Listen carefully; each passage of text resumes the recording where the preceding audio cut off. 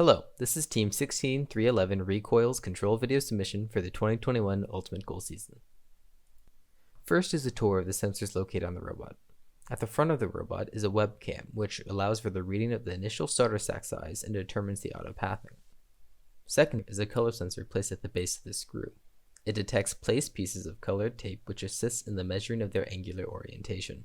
We additionally have parallel and perpendicular odometers placed underneath the chassis of our drivetrain, which allow for the positional tracking of our robot on the field. Shown here are the visual representations of the paths our robot takes during the autonomous period on each starter stack case scenario. In all cases, we score 3 preloaded rings, 2 wobble goals, and park. Here is a recording of our robot's movements during autonomous. One thing that I would like to highlight are the jiggling or oscillation motions which are visible in the footage here. This is the result of our 3D PID method, which allows for corrections in the 2 non-dominant directions that the robot is moving in. It creates 3 simultaneous PIDs which work to control the drivetrain at any given time. One controls movements in the X direction, one in the Y direction, and the final one controls the angular position of the robot. Here is the remaining footage of our autonomous for the starter stack A position.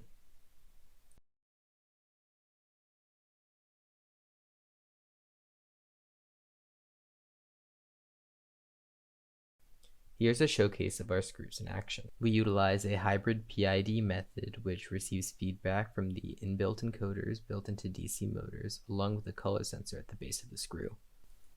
The colored pieces of tape allow us to mark discrete positions on the screw and allow the color sensor to be used as a hard stop to stop the accumulation of error that might occur from solely using PID.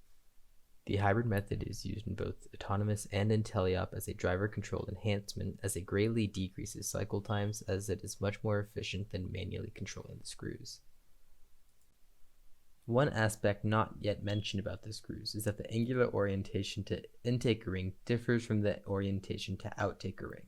This led to the implementation of a 5-state state machine, which keeps track of the current angular position of the screw, the intended target, the PID constants required to reach the intended target, all in order to allow the drivers to seamlessly transition between any 2 points on the screw in the forward or reverse directions.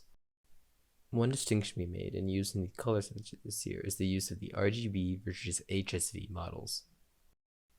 RGB separates the recorded color value into its red, blue, and green components. However, this means that changes in lighting lead to changes in all 3 channel values. Instead, HSV has a value channel which changes according to the brightness of the color, while the hue channel stays the same. By focusing on the hue channel, we're able to keep readings consistent no matter the ambient lighting conditions.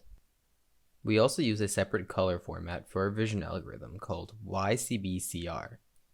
The Y represents luminance, while CB and CR represent the blue and red components of an image. Our vision algorithm works by converting the input from the webcam into YCB-CR and then extracting the CR channel. This does 2 things. It highlights the rings against their gray background and allows for faster parsing of the image.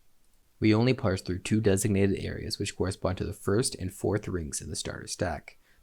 This helps increase loop speeds as we are taking the bare minimum of information required to make the judgment on the final starter stack size. To close off, I would like to mention our remaining driver control enhancements, which include a power level system on the drivetrain to allow for fine adjustments and automatic ring retraction. As showcased here, the driver maintains full control of the ring pusher despite automatic retraction, which returns the ring pusher to its original position after a set period of time. Feel free to ask us any questions you may have. Thank you for listening.